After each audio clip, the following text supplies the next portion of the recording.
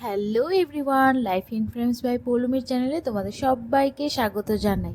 আর জানাই জন্মাষ্টমীর অনেক অনেক শুভকামনা। জানি ব্লগটা দিতে একটু দেরি হয়ে গেল, কারণ যেদিন জন্মাষ্টমী ছিল সেদিন সত্যি আমি ব্লগটা এডিট করে উঠতে পারিনি, সেই জন্য একটা দিন লেট হয়ে গেল, সেই জন্য আমি সো সরি। চলো বেশি কথা না বলে শুরু করা যাক। তো জন্মাষ্টমীর দিনই শুরু করেছিলাম প্রথমেই তাল গুলানো দিয়ে।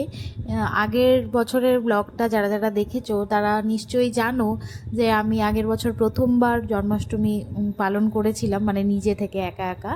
তো এবার আমার দ্বিতীয় বছর। তো চলো দেখা যাক সব কিছু সাকসেসফুলি হয় কি না। প্রথমেই তালটাকে গুলিয়ে নিয়ে সাথে দুধটাকেও গরম করতে বসিয়ে দিলাম, যাতে দুটো কাজ একসঙ্গে চলতে থাকে।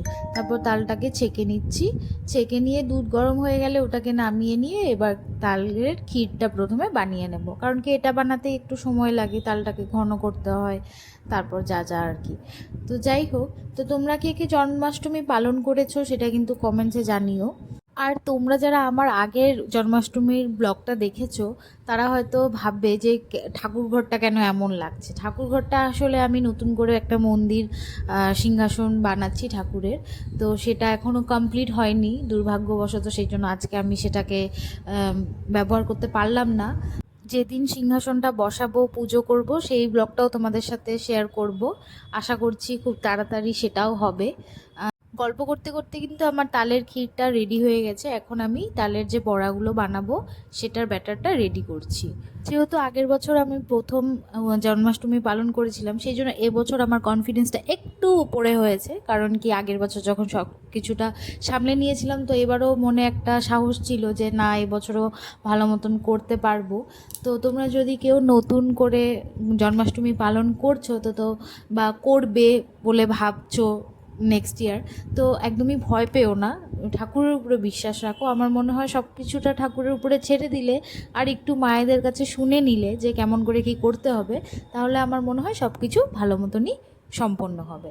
বড়াগুলো বানিয়ে একটা ক্যাসেরোলে রেখে দিলাম। এবার মালপোয়া বানিয়ে নিচ্ছি। যেই ব্যাটারটা বানিয়েছিলাম সেটার মধ্যে একটু দুধ মিশিয়ে আবার একটু গুলিয়ে নিলাম। মালপোয়াগুলো ভাজা হতে হতে চলো চট করে একটু রেডি হয়ে আসি। প্রায় সন্ধে হয়ে গেছে, এখন আমি পুজোটা দিয়ে নেব।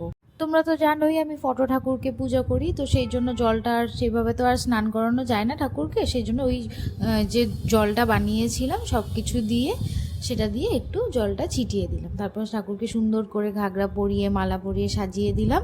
এবার ঠাকুরকে চলো পরিবেশন করে পুজোটা সেরে নিই। আর এই হলো আমার ঠাকুরকে নিবেদন করার একটু ছোট্ট আয়োজন। তো তোমরা জানিও আমার জন্মাষ্টমীর ব্লগটা তোমাদের কাছে কেমন লাগলো। আর যদি কোনো ভুল ভ্রান্তি দেখে থাকো তাহলে সেটা আমাকে কমেন্টসে নিশ্চয়ই জানাতে পারো, আমি সেটাকে চেষ্টা করব ঠিক করার বা সঠিকভাবে করার। তো চলো এই ব্লগটা তো এখানেই শেষ করছি।